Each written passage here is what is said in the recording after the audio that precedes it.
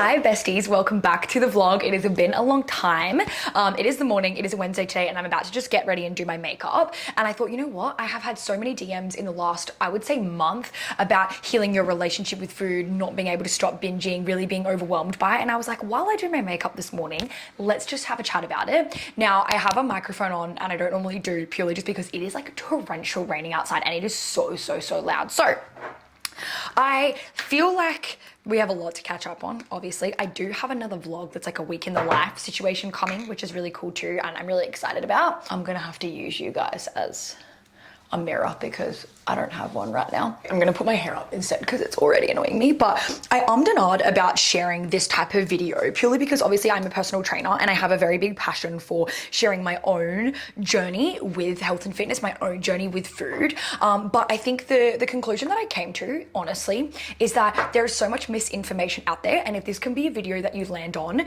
that changes your life, even just a little bit, changes potentially a slight little mindset that you have towards food, towards training, towards your body, like I would rather you land on this video than potentially another video that's going to do you harm. Some raw reality for you in case you needed it. I don't know what my skin is doing at the minute, but it's just not having it, and nobody come to me in the comment section saying it's makeup, because if I do wear makeup or I don't wear makeup, it looks exactly the same.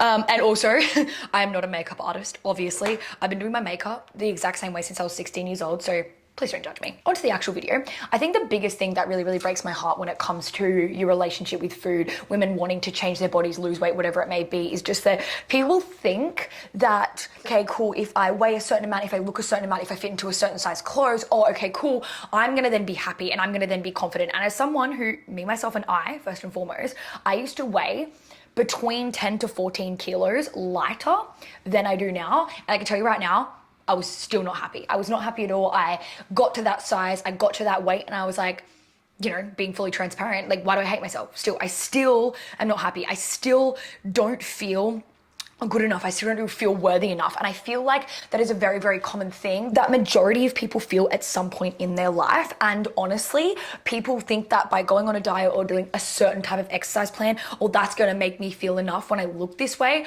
but it's just not the case. And it doesn't mean that you can't desire to change your body. I do think that you absolutely can. It doesn't mean that you can't want to lose weight, whatever, because ultimately at the end of the day, I am all about health first and foremost. So if losing a certain amount of weight is going to benefit your health, then yes, that's most important. But I think it's obviously relative to everyone, and every single person has different goals and this and that, right? And so that leads me on to my first point, that if you are genuinely serious about healing your relationship with food and your body, you're sick of being controlled by what you eat and calories, and you need to, like, you know, burn about a certain amount of calories on your Apple Watch or whatever, you really have to understand that weight loss or being the smallest version of yourself, it cannot be a priority for you right now.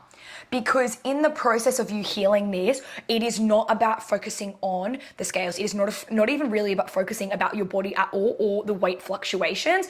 It's actually just focusing about healing your mindset and your relationship with yourself. And that can be a really scary thing for a lot of people. That can be a really hard thing to almost want to step into. It's like, oh, I have the desire to change my body, but then the fear of like letting go of control, because that's what it is, right? It's control over your food, control over your exercise. We feel a false sense of control because we think, oh, okay, cool, if I do all of these things, then I'm not going to look a certain way. I'm not going to be bloated, I'm not going to be this, not going to be that. But ultimately, you don't have control because, one, we don't have control over a female body. It just fluctuates, and sometimes it, you know, is a little bit puffy and sometimes not, and whatever. For a lot of you guys, I know for a fact that you also don't have control. Oh my God, that was like not even a straight line. Doing this in the viewfinder is so hard.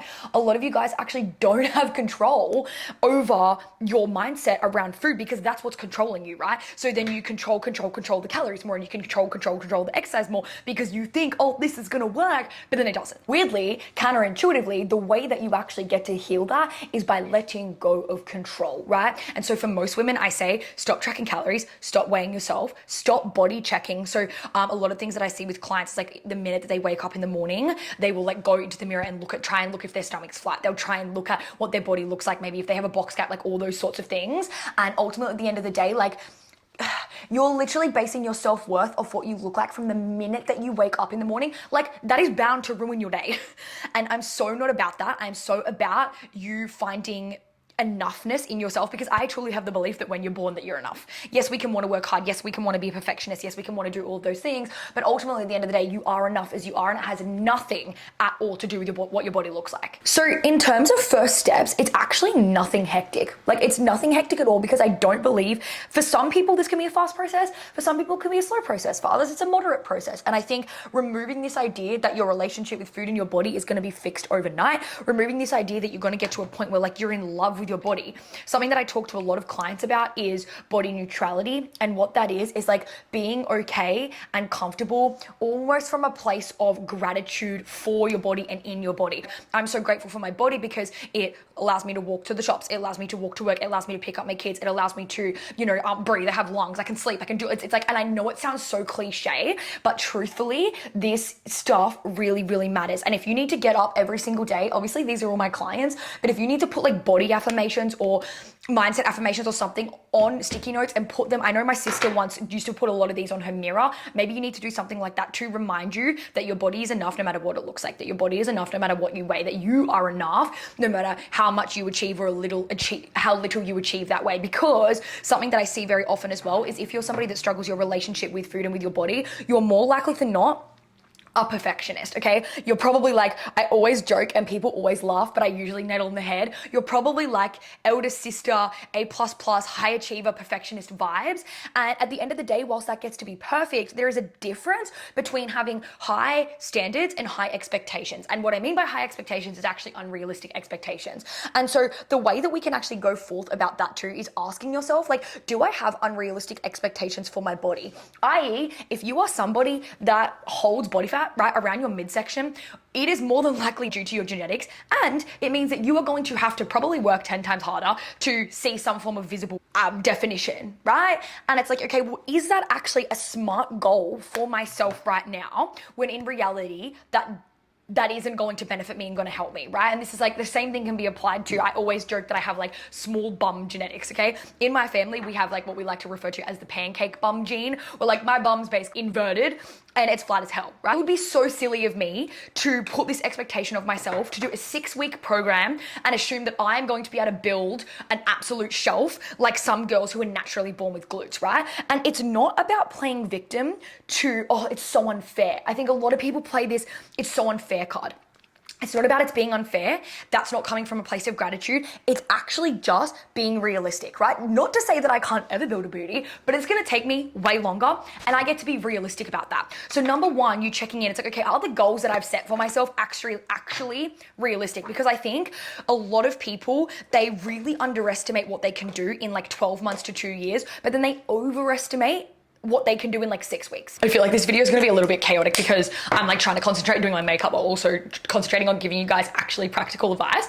But another thing that you get to be mindful of, which can change a lot when you're healing your relationship with your body and with food, is I need you moving forward to be so ridiculously mindful of the way that you're talking about food and about your body, right? So like if you wake up in the morning and you're checking your body and like, I'm so ugly, I'm so fat, I'm so this, I'm so that, that literally stops right freaking now, and I don't want to hear it again at all. Okay. And then also about food, like say you have a little treat and you're like, oh my gosh, I'm so naughty, I've got to do cardio tomorrow. Or you have a salad and you're like, oh, I've been so good, right? Food doesn't have a moral code. So there's no good and there's no bad. And just the same as like, okay, if let's say that your stomach is flat one day, because as women, I know sometimes for me, I'll wake up, my stomach's flat the whole day. Other days I'm like, I feel a bit uncomfortable and bloated. There's no reason. I'm eating the same food the day before, the same food the next day. It might be due to my period. It might be due to inflammation. It might be due to a lot of things. And women, we do fluctuate more. But if every single day that my stomach was flat, I was like, wow, I look so good. I look so amazing. I'm so fabulous. And then the days when my stomach was a little bit more bloated and a little bit more inflamed, and let's say like I sometimes get like really does anyone get that? Like really puffy eyes when you wake up in the morning? And then I had puffy eyes and I'm looking at myself in the mirror going like, I'm so ugly, I'm so this, I'm so that. That is creating like such a roller coaster of emotions. And I'm only saying to myself, I am only acceptable when I fit into this box, and I'm unacceptable when I fit into that box. And if you want to truly heal your relationship with exercise and with food, you need to understand that you're going to be acceptable, and you have to be acceptable to yourself all the time. The way that I would go about like being mindful of your vocabulary is literally just for the next like 2 weeks, get out your phone notes and literally write a list of all the things that you're thinking and saying out loud, yes, but also thinking up in here, because I guarantee you it's way more up in here, about yourself, about your body, and also noticing the part of you that when you see another girl or somebody online and you start comparing yourself to them, just catching yourself out on that. Being like, oh, yep, I noticed myself do it here. I noticed myself, and like I want you to have a list in your phone, not because anybody's marking it, but purely for you to see how much you are talking down about yourself. And off the back end of that, what I mentioned before about body neutrality, I actually don't think that we need to get to a point in our journey where we need to feel like we're in love with our body, right? And what's really cool about this, as someone, me, right? I'm getting personal honest with you guys. I was absolutely praised for being extremely underweight in school. I was literally not even aware that I wasn't eating enough. I normalized as a teenager feeling so lethargic, right? So lethargic. I was always tired. I always had a headache, to the point that like in year 12, I was literally having like Panadol and coffee for breakfast, right? And I thought it was just normal to feel that way. I was anxious. I was literally experiencing such like depressive episodes. I'm not saying that I was depressed, but I was literally feeling these heavy emotions. And I actually guarantee you it's because I was so underweight. That whole period of my life, I did not have a regular menstrual cycle, literally up until I was about 22 years old, when I started gaining weight properly and like getting into a really healthy balance with what is healthy for me. So if I, somebody that got extreme validation and acceptance from being skinny, okay, can get to a point where I can hand on heart with full truth say, if I was to wake up tomorrow and weigh 40 kilos more, I wouldn't be mad at myself. I wouldn't hate myself just as much as if I lost a couple of kilos, whatever, on the other side. I also wouldn't be mad at myself either. And that's because I've been able to find peace with body neutrality. Again, focusing more on what my body does for me rather than what it looks like. The way that we can do this, oh my God, this is so hard to do on camera. The way that we can actually just start to do this is setting like performance goals. Set performance goals. It's like, okay, cool. I want to run this far or this fast by X date. Or maybe for you, it's like, I just want to start walking 3 times a week. Or maybe it's like, I'm going to start this fitness program. And for a lot of beginners, they're like, oh, okay, I'm going to practice progressive overload. And what that looks like is just increasing your weight or your reps and your intensity every single week. Okay. And that's all you're going to focus on. We're not focusing on exercise from a point of burning calories, from a point of being smaller, because something that I see happen all the time and something that's a trend at the minute, skinny is a trend again, which I thought we got rid of that. I need to quickly go off camera and do my eyebrows. I thought we got rid of it, but we didn't. Running is a trend, which I love. Honestly, I jumped on the running trend and then ran my first marathon, which is like the fucking sickest thing ever. And I'm so stoked I did that. And then Pilates seems to be a trend. It's something that a lot of people are talking about, and a lot of like noise that I'm seeing online is that like, okay, we do Pilates for like long, lean muscles. But what people are really saying is they're doing Pilates because they want to be skinny. For some ungodly reason, we're back on this train that lifting weights makes you bulky, and I'm sick of it, right? Genuine question. I have been lifting weights since I was 19. Do I look bulky to you? I mean, to be fair, part of me is like trying to get there. But I know for a fact I do not look bulky now. I am very, very, very well aware of that. And at the end of the day, what's cool is I now just choose to exercise. Yes, because I genuinely do want to make physique changes. I want to have like broader shoulders and I want to have like a really muscly back and all those sorts of things. But in my journey, I exercise just from a place of what exercise do I enjoy. I am someone that I love high intensity exercise. I was an F45 instructor for a really long time. And in the process of healing my relationship with food, I actually got rid of my Apple Watch altogether. Okay, I literally got rid of it. It was gone, done, putting it in the bin. No tracking calories, nothing like that on there. And I just was like, okay, what exercise do I want to do? And I woke up and I gave myself that option every single day. That scares you? Good. It means that you need to do it. And what's cool is, and something that I said to a client recently is, it doesn't actually mean that you need to do this all the time. Like I said, for me, I'm now in a place where like I could train for a marathon and I had to eat a lot to keep up with my metabolism for that marathon. Do a bulk, which I have done before for lifting weights and trying to put on muscle, like all those sorts of things. But the only reason that I have been able to do that is because I healed my relationship with exercise and food. So in my last bulk with my coach, I literally put on like 4 or 5 kilos, did not bother me whatsoever. Yep, I literally had to buy a bigger bra. All my weight goes to my boobs. When my boobs, I had to buy a bigger bra.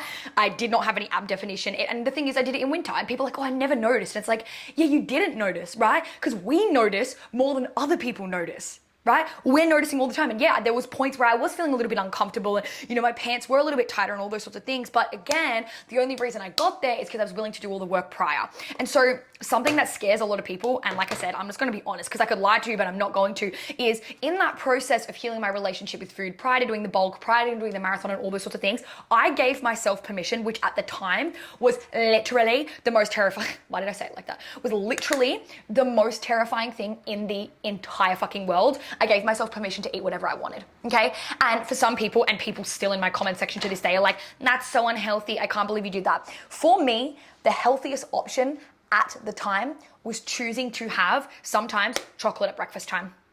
Okay, and if you've never had problems with your relationship with food, you're probably like, that sounds like so silly. But if you have had problems with your relationship with food, you know what I'm talking about, right? I was having like pizza 3 nights a week. I was having like chocolate at really random times of the day. I was giving myself permission to have like after lunch ice cream, all those sorts of things. And I know that sounds terrifying, okay? And yeah, you know what? I'm gonna be fully transparent with you. I did gain weight, but nowhere near as much as I thought I was going to, because I gave myself permission. Okay? And I want you to really feel that in your body. Like, if I gave myself permission to eat whatever, you probably wouldn't eat as much as you think you can. And don't get me wrong, there were times, like I said, a part of me like doesn't want to tell you this because I don't want to scare you, but at the same time, I think it's important to talk about, okay? Yeah, there were times that I binged a lot, right? Because I had deprived myself of certain foods for so long. So sometimes I would get takeout and oh my God, I would eat like to the point of just like my tummy, like, oh, you only eat so much of pants, like, oh my God, right? I would eat to points like that. So many things that I would do and experience that were really, really uncomfortable. But now, because I did that and because I overate and then was like, oh, okay, but I give myself permission to still eat whatever it is that I want for breakfast tomorrow, because a lot of women, like they'll overeat at dinner time or whatever, and then they'll restrict themselves completely the next day. And that's where that binge restrict cycle comes from, okay? Because I gave myself full permission to have whatever I wanted. In the end, over time, I stopped overdoing it on the takeout. I stopped overdoing it on dessert. And what's really funny is like, look at what I've got in my cupboard right now. So this is my office, okay? We're doing a chocolate challenge with Health Hyped right now. So these two are literally completely open. I forgot that these were in there. I literally forgot, and if it wasn't for the reminder of the Health Hyped girls, okay, in the community, I would have forgotten that they were there. When I tell you that I was somebody that could polish, and this is no word of a lie, 2, 3, 1 time 4, whole blocks of Cadbury. Cadbury is like, Cadbury and Whittaker's like, actually, Tony's chocolate only. Also, now I'm going on a rant about chocolate. I could polish off that much, and I would have so much anxiety because of it. I would feel like absolute shit. I would feel sick. I would like, you feel disgusting. Having that much sugar in one go, you're like, your body is like, ew, right? Hell no. Okay, and so what's so cool to me to like witness my own growth, and the only reason I'm telling you this is because I know that you can also get there, is it's like, I would never years ago have forgotten that that stuff was there. Ever. But because I've healed my relationship with food over time, like I could have that in there for the next 3 years and I would just go, do I want one today? Yes or no? Yep, cool, I'm gonna have one. If not, no. And so again, that only came from me going through a period of giving myself full permission to eat the food, then overdoing it on the takeout, eating like a whole tub, half a tub of ice cream, eating a whole bag of chips and being like, oh, feeling sick, to then heal that. And how we can take that one step further is moving forward. Another tip that I have for you is, in the process of this, you are just going to be mindful of how every single thing, I know it sounds silly, but just hear me out, every single thing that you're eating actually makes you feel. Because you do know how it makes you feel. Like I just said, when you overdo it on the chocolate, you're like, oh my God, I feel awful, okay? You do know, and sometimes we're avoidant to it. So anything, okay? Your protein oats for breakfast, your eggs on toast, alcohol, coffee, chocolate, literally anything. Because again, moving forward today, we're giving ourselves full permission to eat whatever we want. And please, if you need some help, just DM me on Instagram. I would love to chat to you, okay? You can do this, and if nobody in your life supports you, I support you, okay? You're gonna do this, and you're just gonna, whether you wanna write like phone notes, whether you're gonna write whatever, okay, cool, how does this food make me feel? Okay, and even after the meal, right, maybe a couple of hours later, you're like, oh yeah, every time I eat like a tuna salad sandwich for lunch, I actually feel really energized, and I'm literally not even hungry, and I don't have 3 p.m. sugar crashes, okay? It's like, okay, every time I eat pizza for takeout, I love it, but it doesn't make my tummy feel very nice, and then I notice in the morning, my digestion's uncomfortable, and there's that. Okay? Every time I drink coffee, it tastes delicious, but it makes me a little bit anxious. Okay, every time I do this, and you're just gonna be so mindful. I promise you, that is such an amazing way to get in touch with intuitively eating and how food makes you feel. Because I think like a lot of people will say things like, oh, if I intuitively ate, I would eat the whole loaf of brownies. And it's, yeah, like that's kind of true, because often in this society, we're so, oh, I just spilled that everywhere. Oh no. We are so like detached from how food makes us feel, which then gives me another idea for a tip. For the next, okay, let's just choose one meal a day. I don't want to overwhelm you. For one meal a day, I want you to pick anything that you like, breakfast, lunch, or dinner. One, obviously, depending on when you're at work, maybe not lunch. So maybe let's go breakfast or dinner. Okay, well, you're going to eat completely without distractions. This is going to help with the tip that I just gave you before about actually tuning into how we're feeling after eating certain foods. I want you to, as you're eating it, okay, no TikTok, no Instagram, no YouTube, no TV, no fucking music, okay, dead silence, okay? Actually just, and it sounds a bit silly, tune into how the food tastes in your mouth. Tune in to the texture of it. Tune in to the temperature. It's hot, okay? And just like literally rattle it off in your head. This is hot, this is warm. Actually, I really like this texture. Oh, maybe this meal was good, but I need to add a little bit more crunch, okay? How does it feel in my tummy, okay? I wonder where this capsicum came from. I wonder what the name of the farmer was that picked this capsicum. Like whatever you need to, okay? That puts you back in your body, which allows you to actually experience what's going on. Because then you're actually gonna eat a food and go, I actually really enjoyed that. And you're going to know when you need to quote unquote stop, okay? Or you're full and you're done, because you're actually tuning in and you're present inside your body. Something that I feel like a lot of us grew up in households with was parents saying like, no, you're not allowed to leave the table until you've finished your meal. I actually completely understand where parents are coming from. Like they want you to be healthy, they want you to eat all your vegetables, etc. But what that does is it actually overrides our natural instincts to our hunger and fullness cues, okay? You'll see a little kid, they like, when they're done their meal, they're just done. Like they just chuck it on the ground. They're like, nah, I'm not, they like literally, you're trying to feed them, like, and they're like, nah, I don't want it, okay? And it's like, because they know, they are so in tune and so intuitive that they're like, no, I'm good, I'm done, this is it, okay? And so it's like, we need to get you and your body back to that. And what's really cool, even for me, I have gotten to a point now where like, I will literally leave like 3/4 of a piece of broccoli on my plate if I'm like done. Like, I'm like, no, I'm full, I'm done. I'll give it to my partner, he'll probably eat it, okay? Or I'll put it in a container and eat it the next day and add it to something else. Like, I'm not necessarily saying to chuck out the food and be wasteful, but what I am saying is, it's like, you're actually allowed to get to a point where you're like, I am full. Actually, no. And you might get to the end of your meal and go, no, I actually really need more. Because something that I was talking to a client about this week and really recently was her really like feeling like she was overdoing it on the afternoon snacks, and she'd like binge on chocolate or chips or whatever it may be. And I was like to her, are you full like after your meals? And she was like, no. And I'm like, okay, so we need to eat more at meal times. And then she eats more at meal times, and she was like, oh, I had some chocolate, but I didn't feel the need to like overdo it. And I was like to her, yeah, because you were full, okay? And I feel like if you've ever seen like on any form of social media, people talking about like, oh, you eat more to lose weight, that's actually what they mean. By you choosing to eat more of the volume stuff, the stuff that makes you feel good, whether it's like vegetables or, you know, and again, I'm like the queen of like meat, carbs, veggies, and like some form of sauce. Like I love it. Okay, that's my favorite thing. Okay, when we're eating that sort of stuff, obviously I have a fat in there too. I always forget to mention that, but I do have fats in all my meals too. Your body is like, oh, this is amazing. That is what's going to keep you satisfied for a long period of time. Okay, you feel energized, you feel good, and then your body's like, oh yeah, I do want to have a little bit of an indulgence, whether it's dessert or whatever. For instance, the boys came back from a walk on a coffee the other day while I was doing work at home, and they're like, oh my gosh, look what we brought you. We brought some stuff to share. And it was literally like half, okay, half a Biscoff almond croissant.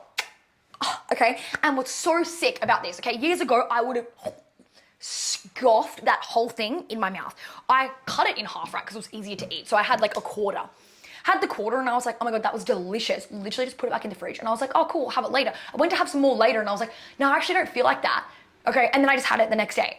And again, if you're thinking I could never be that person, trust me, I was that person that thought I could never be that person. My hair is an absolute mess. It's a bit damp. It was raining outside. I need to reiterate, all of these things are going to take time, okay? Again, me being able to eat that almond croissant was never gonna be something that happened overnight. It took me, I would say it took me a solid 12 months of really, really leaning into what it looked like for me to have a healthy relationship with food. And it was really uncomfortable, okay? But what's epic about that is I could track calories now. I could not track calories now. I could do a certain amount of workouts. I could do no workouts. I could do whatever. And the way that I feel about my body is exactly the same. And I need you to just keep thinking about what you're going to feel like after this whole thing is done. Something that I said to my client as well was I was like, okay, because she was feeling very terrified about the actions that I was giving her to do. And I said, okay, well, you got two options. Okay, you can continue down the path that you're already going down, which is binging and restricting and already feeling like shit, okay? Or you can go through a temporary period of feeling like shit, and then you can heal that relationship with your body and heal that relationship with your food and really aim towards that body neutrality, and then you'll never have to feel like shit again. And she was like, oh my God. So I need you to be reminded that this whole entire experience and situation, it is going to take time. It is a journey. You really, really need to be mindful around what you are consuming and looking at when it comes to comparison. So like if you follow me on social media, even I give you full permission to unfollow me. If you follow me on Instagram and you just consistently compare yourself to the way that I look, cool, unfollow me.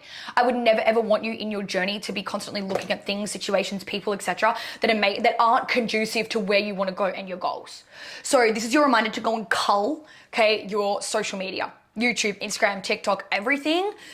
Get rid of it all. Unfollow anybody relentlessly, okay, that doesn't actually align with where you're going right now. You could follow a fat loss page, okay, and you could be like, love that person and love those tips, but maybe you just don't need to be hearing this constant influx of people talking about fat loss right now so that you can actually go and heal your relationship with food. So maybe unfollowing that person, that page, that whatever, for that period of time is the perfect thing for you to do, and then later down the track, you can follow them. This is gonna be a scary journey. This is gonna be overwhelming. This is gonna be challenging, but it will be hand on heart. Whoa, it is raining so much outside right now.